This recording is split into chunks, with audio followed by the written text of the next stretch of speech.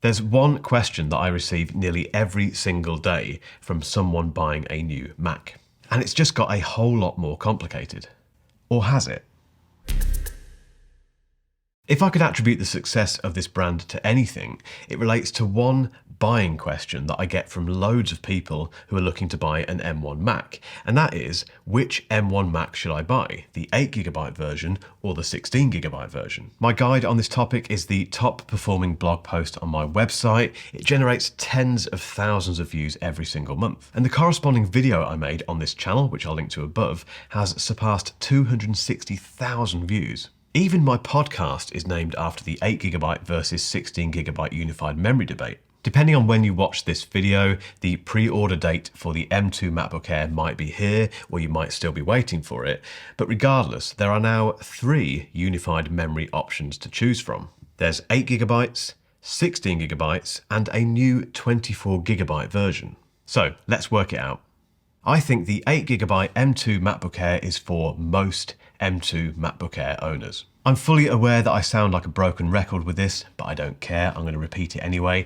My 8GB base model M1 MacBook Air is the best computer I have ever owned. I've never seen an out-of-memory error message, and nor do I worry about the swap file usage thing eventually destroying my SSD, because it won't.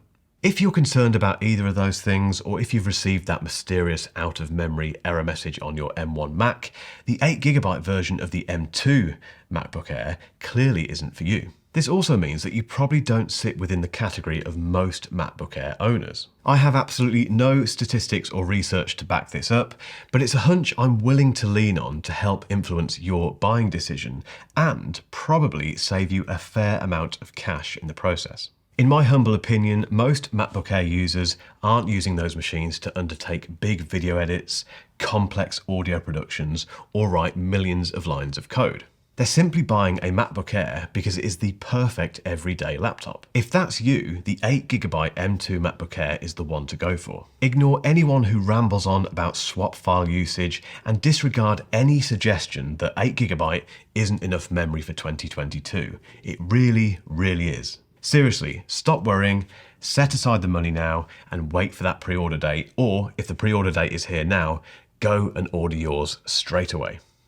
I think a 16GB M2 MacBook Air is for the more adventurous user. Now, I'm not suggesting that you are unadventurous if you opt for the 8GB version of the M2 MacBook Air.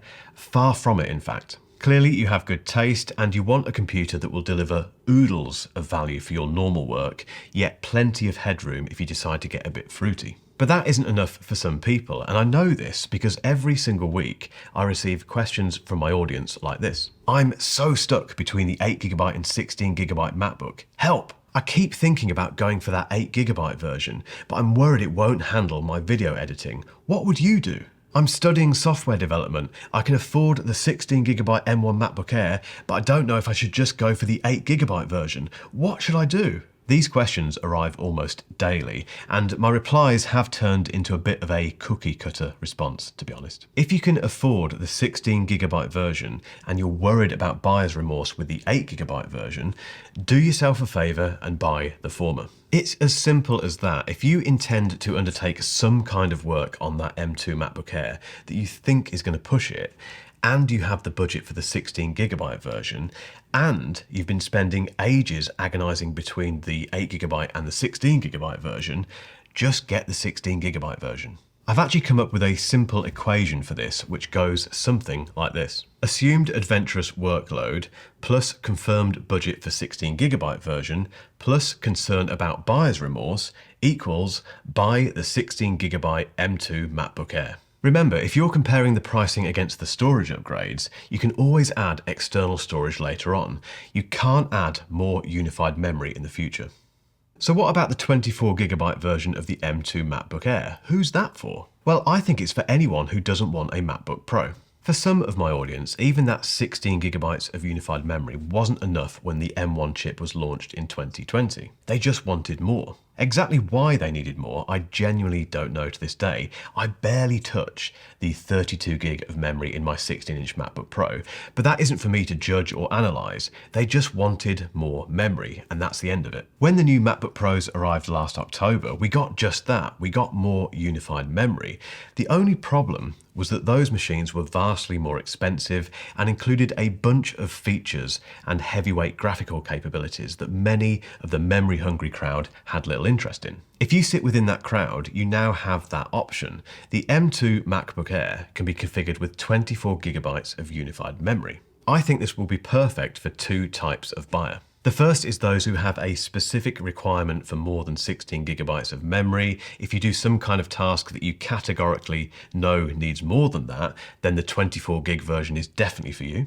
And the second is those who want more than 16 gigabytes for peace of mind. I'm not of the opinion that more unified memory necessarily equals better resale value down the line, but there is an argument to say that it will enjoy longer staying power. And if that's also a primary concern for you, the 24 gigabyte M2 MacBook Air makes perfect sense. This is, without doubt, an option for the minority of M2 MacBook Air buyers, but I think Apple's decision to insert that higher tier memory configuration will satisfy anyone who wants the thinnest MacBook around without opting for the Pro model.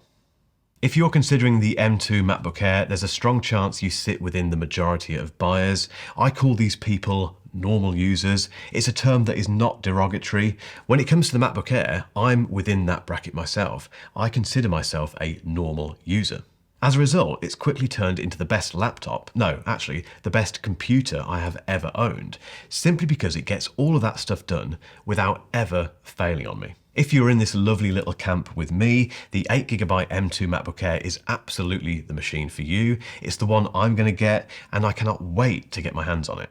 So, which M2 MacBook Air are you going to get? The 8GB, the 16GB, or the 24GB? Let me know in the comments. However, if you're also wondering if the M1 MacBook Air might be a better buy at this point in time, keep watching for a link to a video that I think you'll find very interesting indeed.